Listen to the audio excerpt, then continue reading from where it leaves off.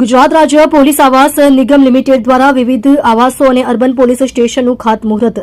નાયબ મુખ્યમંત્રીના હસ્તે વિવિધ પોલીસ આવાસો અને અર્બન પોલીસ સ્ટેશનનું ખાતમુહૂર્ત 75 કરોડના ખર્ચે તૈયાર થઈ રહ્યું છે. વિવિધ પોલીસ આવાસો અને અર્બન પોલીસ સ્ટેશન પોલીસ કોન્સ્ટેબલથી લઈને એએસઆઈ સુધીના પોલીસો માટે બનશે.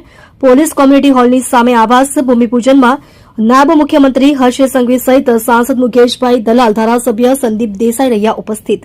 તમે જોઈ રહ્યા છો સૌથી પહેલા ન્યૂઝ આપતી સેવા ન્યૂઝ ગુજરાત, ડાયરેક્ટર અજમલ જાદવની સાથે. આજે સુરત શહેર પોલીસના મુખ્ય મથક એટલે અઠવા લાઇન્સ ખાતે જો અમારા રહેણાંકના જે વિસ્તાર છે અમારા પોલીસ સ્ટાફ માટે અહીંયા માનની જો નાયબ મુખ્યમંત્રી શ્રી હર્ષભાઈ સંઘવી સાહેબ તરફથી અત્યારે જો એ 75 કરોડ રૂપિયાના કામોના ભૂમિપૂજન કરવામાં આવ્યા, જેમાં આ હેડક્વાર્ટર ખાતે 160 જેટલા જો કોન્સ્ટેબલ્સના ક્વાર્ટરના નિર્માણ થવાના છે, જેમાં 2 આપણા પૂરે પાર્કિંગ બી રહેવાના છે અને 10 સ્ટોરીના જો આ બધા બિલ્ડિંગ રહેશે. અને સાથોસાથ પાલ પોલીસ સ્ટેશન અને એના ઉપર જો પોલીસ સ્ટેશનના ઉપર 28 જેટલા જો કોન્સ્ટેબલ્સના ક્વાર્ટર છે.